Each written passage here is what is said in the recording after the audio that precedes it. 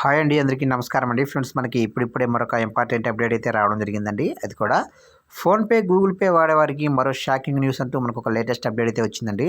అయితే ఇందుకు సంబంధించిన పూర్తి వివరాలు అయితే మన వీడియోలో తెలుసుకుందామండి. వీడియో ఎక్కడ స్కిప్ చేయకుండా చూడండి ఫ్రెండ్స్. వీడియో నచ్చినట్లయితే ముఖ్యంగా ఒక లైక్ చేయండి ఫ్రెండ్స్. లైక్ చేయడం వల్ల ఈ వీడియో మరికొంతమందికి అయితే ప్రమోట్ అవుతుంది. ఇక లేట్ చేయకుండా టాపిక్లోకి తెలియదాము. ఇక్కడైతే చూడండి ఫ్రెండ్స్, యూపీఐ పేమెంట్లపై ఛార్జీలు చెల్లించాల్సిందే, త్వరలోనే బాధుడు షురు, ఎన్పిసిఐ సీఈఓ షాకింగ్ కామెంట్స్ అంటున్నారు. ఇకపోతే యూనిఫైడ్ పేమెంట్స్ ఇంటర్ఫేస్ ఆధారిత చెల్లింపులకు ఛార్జీలు చెల్లించాల్సి ఉంటుందని చెప్పారు. National Payments Corporation of India NPCI CEO Dilip Asbe ఈ మేరకు ఆయన గురువారం వెల్లడించారు. ప్రస్తుతం అంత నగదుకు ప్రత్యామ్నాయంగా యూపీఐ చెల్లింపులపై దృష్టి సారిస్తున్నట్లు ఆయన తెలిపారు.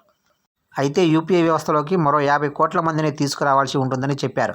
భవిష్యత్తులో మరిన్ని కొత్త ఆవిష్కరణల కోసం పెద్ద మొత్తంలో డబ్బులు అవసరం పడతాయని, అందుకోసమే దీర్ఘకాలిక అవసరాలకు అనుగుణంగా యూపీఐ చెల్లింపులపై సహేతుక ఛార్జీలు వసూలు చేయాలన్నది ప్రతిపాదనంగా ఉన్నట్లు తెలిపారు. ఇకపోతే చిన్న వ్యాపారుల జోలికి వెళ్లకుండా పెద్ద వ్యాపారుల నుంచే ఈ ఛార్జీలు వసూలు చేస్తామని చెప్పారు అస్బే.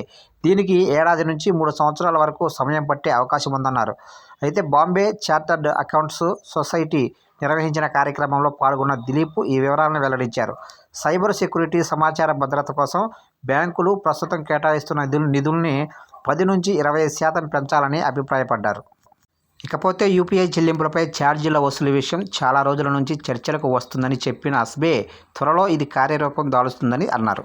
చూశారు కంటే మొత్తం మీదుగా ఏదైనప్పటికీ యూపీఐ ఛార్జీల చెల్లింపుల విషయంలో అధిక ఛార్జీలు వసూలు చేస్తామని చెప్పకనే చెప్తున్నారు.